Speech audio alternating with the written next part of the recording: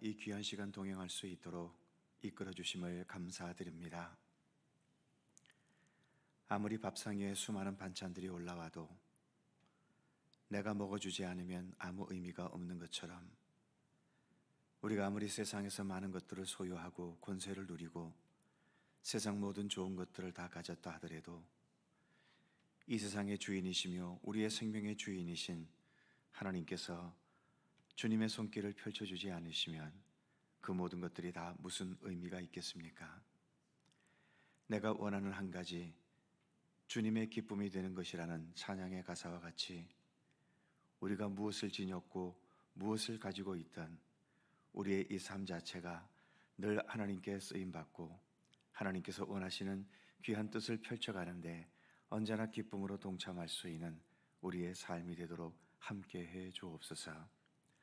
특별히 저희들을 이렇게 늘 새벽마다 주님을 향하여 기도하는 기도자로 세워주셨사온데 이 기도의 사명을 잘 감당하게 하시고 내가 주님 앞에 올바로 서기 위한 기도뿐만 아니라 나의 가정과 또 허락하신 믿음의 공동체인 교회와 이 나라와 민족과 온 세계에 이르기까지 우리의 기도를 통하여 하나님의 크신 사랑과 은총과 또 이 세상 가운데 정의와 사랑을 펼쳐가시는 주님의 손길을 늘 간구하면서 기도를 통하여 주님의 뜻을 함께 세워나가는 우리들의 삶이 되게 하여 주시옵소서. 이 새벽도 주 성령께서 함께 모인 이곳에 친히 동행하여 주시기를 원하오며 우리 주 예수 그리스도의 이름으로 기도하옵나이다. 아멘. 사랑하는 자들아, 우리가 서로 사랑하자. 함께 찬송합니다.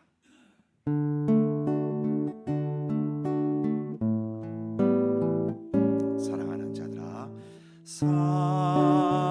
사랑하는 자들아, 우리가 서로 사랑하자. 사랑은 하나님께 속한 것이니 사랑하는 자마다 하나님께로 나도다. 독생자를 세상에 보내심은 우리를 살리게 하시려 화목제로 보내셨도다. 화목제로 보냈도다. 사랑하는 자들아, 서로 사랑하자. 사랑은 하나님께 속한 것이니 서로 사랑하며 서로 사랑하며 주께서 우리 안에 거하시리로다. 독생자를 세상에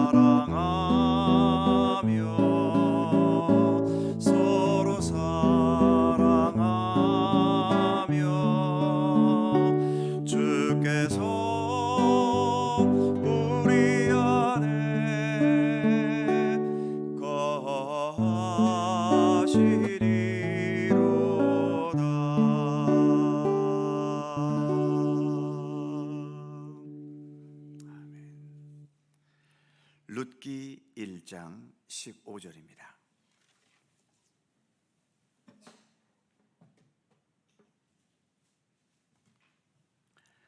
룻기 1장 15절에서 18절까지의 말씀입니다.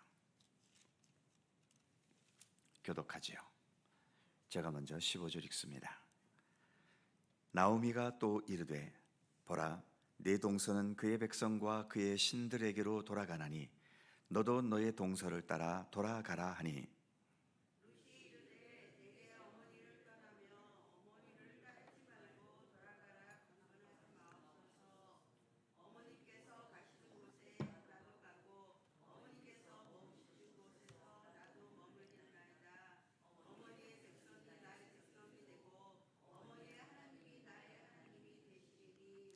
어머니께서 죽으시는 곳에서 나도 죽어 거기 묻힐 것이라.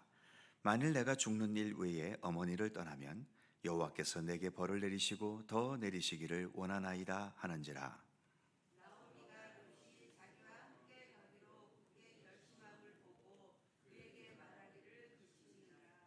아멘. 룻기에서 가장 아름답고 또 감격적인 장면입니다. 많은 사람들이 오늘의 이 본문이 룻기의 핵심을 담고 있다라고 말하기도 하지요.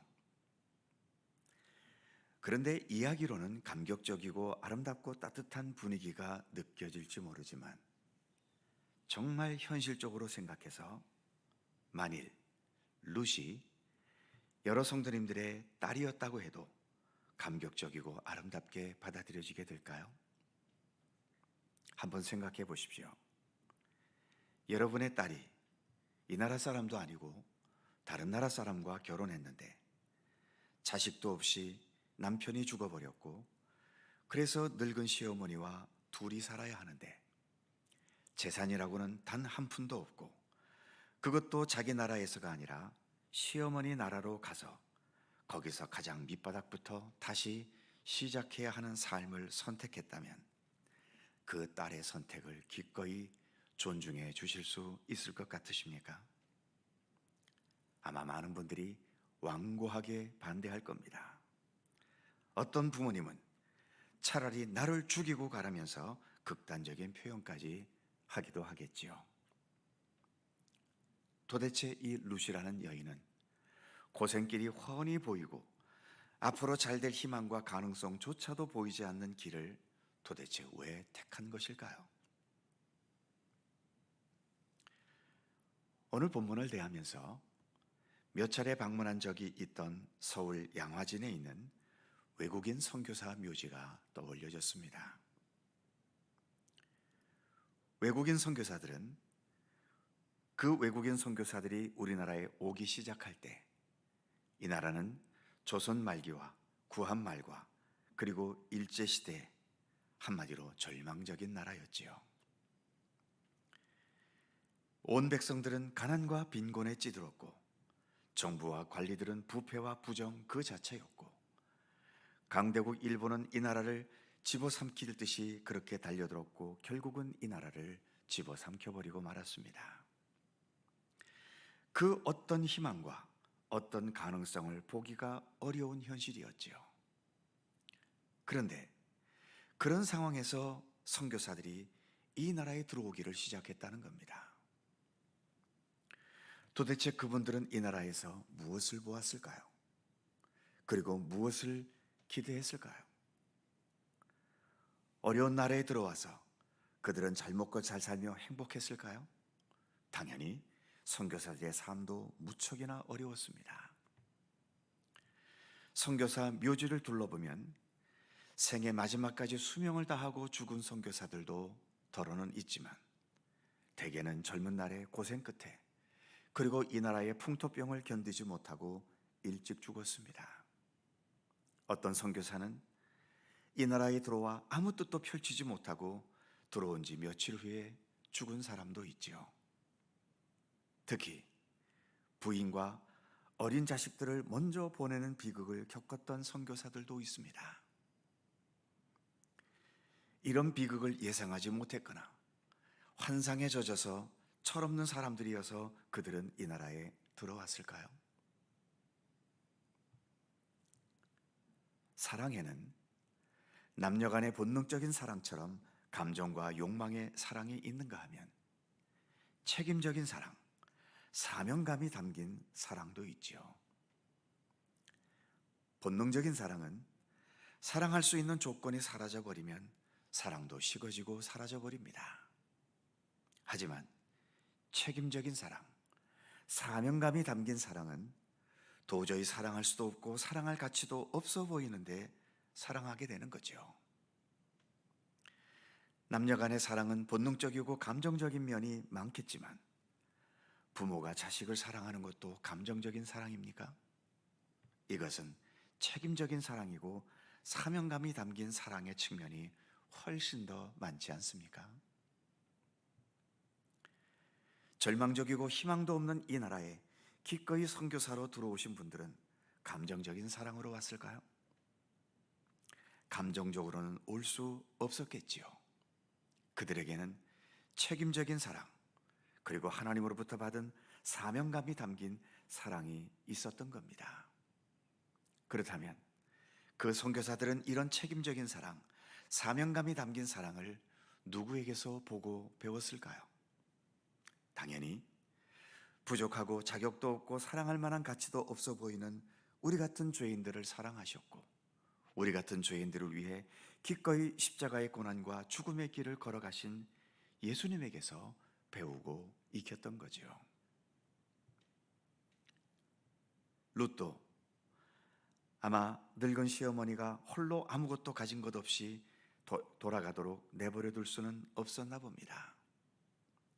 감정적으로, 본능적으로는 당연히 이 힘든 환경을 벗어나 친정으로 돌아가서 새 출발을 하고 싶었겠지만 그런 욕망과 감정보다는 책임적이고 사명감이 담긴 사랑의 의지가 그녀에게는 더 컸었던 것 같습니다.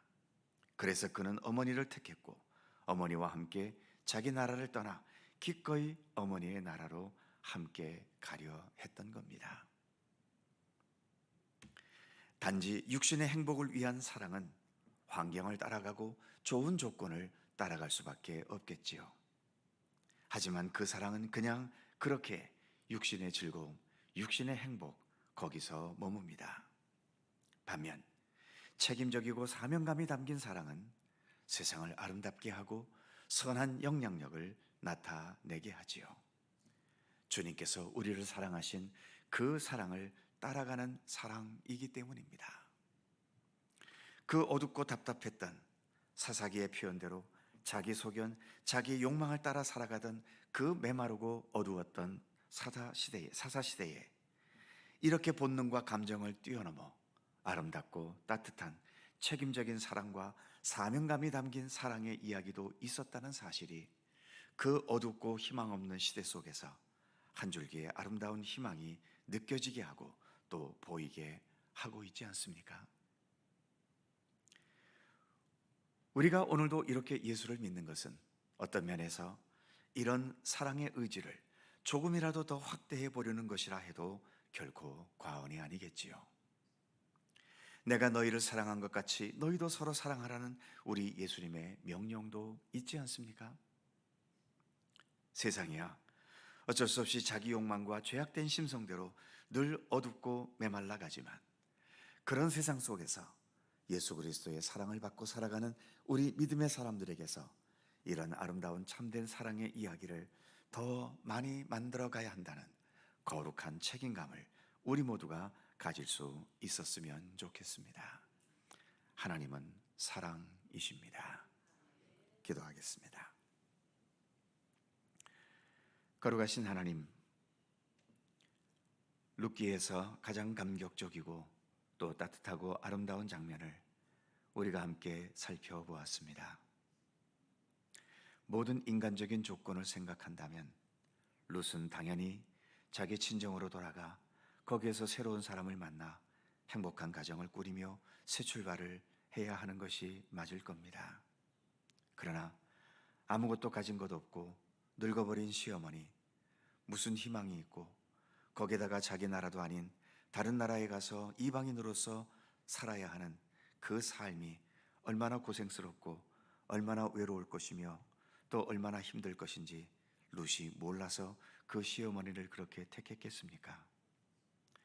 수많은 장벽들이 있지만 어머니와 함께 살아오면서 어머니와 함께 가졌던 그 사랑, 그리고 어머니를 책임적으로 사랑해야 한다는 그 사랑의 의지가 앞서면서 이처럼 룻은 모든 육신의 조건들을 다 던져버리고 어머니와 함께 또 어머니가 믿는 여호와 하나님을 섬기며 그 나라에 살 것을 택하는 장면을 우리가 함께 살펴보았습니다. 사랑이라는 말은 이 세상에서 너무 흔한 단어가 되어버렸습니다. 유행가 가사 대부분도 사랑이고 수많은 사랑을 빙자해서 여러 가지 일들이 행해지고 있는 것을 봅니다.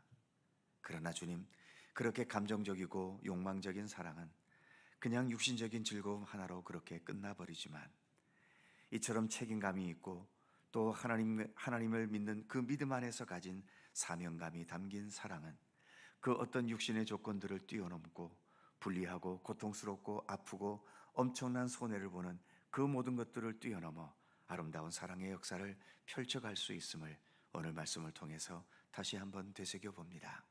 특별히 가장 절망적이었던 그 시기 속에 이 나라의 희망을 두고 하나님께서 주신 그 책임적인 사명감과 그런 사랑의 의지를 가지고 이 나라에 들어와 복음을 전하였고, 그래서 오늘날 우리나라가 이 정도라도 이렇게 복음의 국가가 될 수 있었던 것, 바로 그들의 아름답고 책임적이고 사명감이 담긴 사랑의 헌신 때문이었음을 늘 잊지 않게 하여 주옵소서. 그런 사랑의 빚을 안고 살아가는 우리들이 오니 우리도 작은 것이라도 좀 더 배려하고 좀 더 나눌 수 있고 좀 더 포용할 수 있고 좀 더 따뜻한 마음으로 살아가면서 이러한 사랑의 아름다움들을 우리의 삶 속에 더 참되게 펼쳐갈 수 있도록 이끌어 주시고 함께 해 주시기를 원하옵고 기도합니다. 오늘도 새로운 하루를 우리에게 열어주셔서 감사합니다. 특히 또 새로운 대통령, 이 나라의 지도자가 선출되었습니다. 원하옵기는 겸손하게 하여 주시고 하나님의 정의를 붙들게 하시고 자신의 권력을 위한 지도자가 아닌 온 백성과 이 나라를 위해 진정으로 책임감으로 또 헌신할 수 있는 좋은 지도자가 될 수 있도록 함께하여 주시옵소서. 이 민족의 모든 역사 오직 주님께 맡기고 의탁할 뿐입니다. 사람의 헛된 생각과 또 헛된 욕망과 또 왜곡되고 잘못된 시선이 아닌 오직 하나님의 말씀과 주님의 뜻에 모든 것을 맡기고 순종하면서, 그래서 이 나라와 이 민족의 역사가 오직 하나님의 손길에 의해서만 이루어져 갈 수 있도록 하나님 이 나라를 지키시고 이끌어 주시기를 원하옵고 기도합니다. 오늘도 주님과 동행하는 귀한 날 되게 하시고 이 아침도 간절히 간구하는 우리의 모든 기도의 제목 하나하나 가운데 주님의 선하신 섭리와 뜻을 펼쳐주시기를 원하옵고 기도하오며 우리 구주 예수 그리스도의 거룩하신 이름으로 기도하옵나이다. 아멘.